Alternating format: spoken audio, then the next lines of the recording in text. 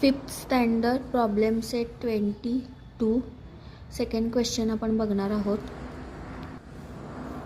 3/10 - 1/20. इथं छेद समान नाही आहे, म्हणजेच अनलाईक फ्रॅक्शन्स आहेत हे दोन्ही पण. त्यामुळं छेद पहिला समान करून घ्यायचा. 3/10 दोन्हीला सुद्धा 20 न गुणायचं. तिरका गुणाकार 20 न ह्या दोघांना आणि 10 नी ह्या दोघांना गुणायचं. वजा 1 गुणिले 10 छेद 20 गुणिले 10. 20 त्रिक 60. 10 गुणिले 20 200. वजा 10 एके 10 20 गुणिले 10 200. छेद समान झाला, मग एकदाच लिहायचा.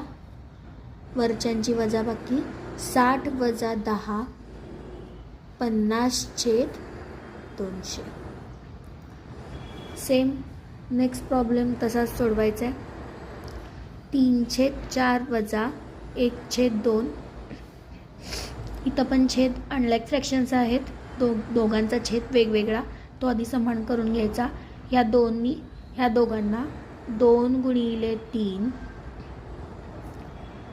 2 गुणिले 4 वजा 1 गुणिले 4 2 गुणिले 4.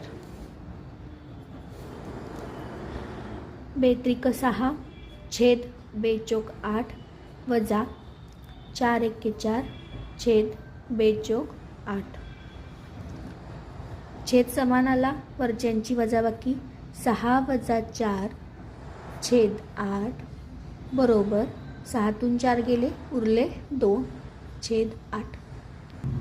Third problem 4/6 - 3/5. इथं पण अनलाईक फ्रॅक्शन्स आहेत. छेद समान करून घ्या. ह्या 5 नी ह्या दोघांना, ह्या 6 नी ह्या दोघांना 4/6 गुणिले 5 गुणिले 5 वजा 3 गुणिले 6 5 गुणिले 6. 4 पंचे 20 6 पंचे 30 वजा 6 त्रिक 18 5 सख 30.